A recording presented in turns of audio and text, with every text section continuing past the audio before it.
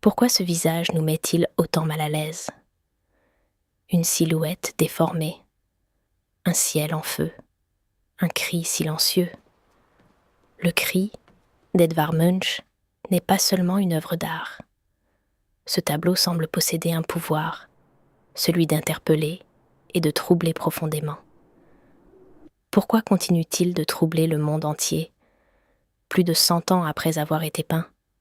Parce que derrière le cri d'Edvard Munch se cache peut-être quelque chose de profondément humain. Ce tableau ne traduit peut-être pas seulement une peur, mais une angoisse intérieure, familière, que presque tout le monde reconnaît immédiatement, telle une émotion enfouie au fond de soi, révélée en cet instant. Pour comprendre pourquoi ce tableau nous trouble encore aujourd'hui, revenons un instant à celui qui l'a peint. Edvard Munch grandit dans une atmosphère marquée par la maladie et la mort. Très jeune, il perd sa mère, puis sa sœur. Son père devient obsédé par la religion et la culpabilité. Munch écrira plus tard: la maladie, la folie et la mort étaient les anges noirs penchés sur mon berceau. Toute sa vie, il portera en lui une angoisse invisible. Chez Munch, la souffrance n'est pas seulement un souvenir, elle devient une manière de voir le monde. Contrairement aux peintres de son époque, Munch ne cherche plus à peindre le monde extérieur. Il cherche à peindre la peur, la solitude, les blessures invisibles de l'esprit humain.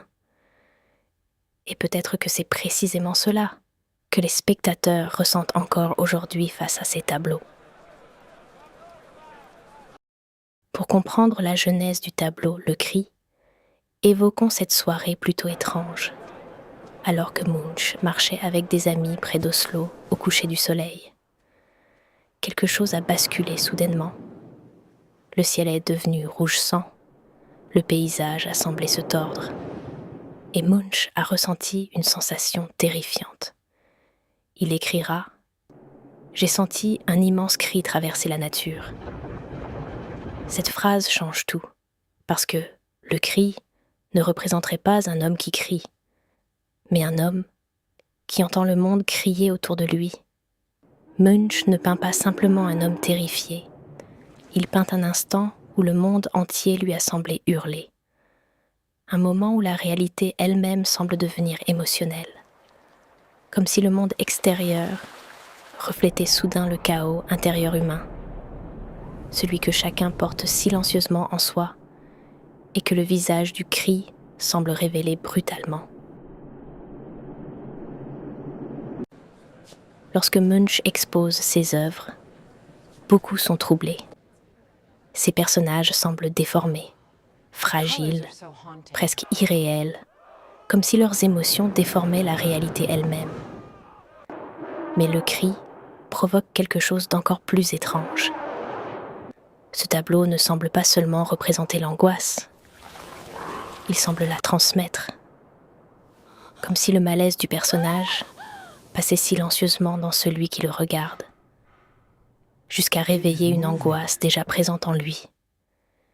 Et peut-être est-ce cela qui continue de fasciner autant de personnes aujourd'hui, parce qu'en observant ce visage déformé, beaucoup ont l'impression troublante de reconnaître quelque chose d'eux-mêmes.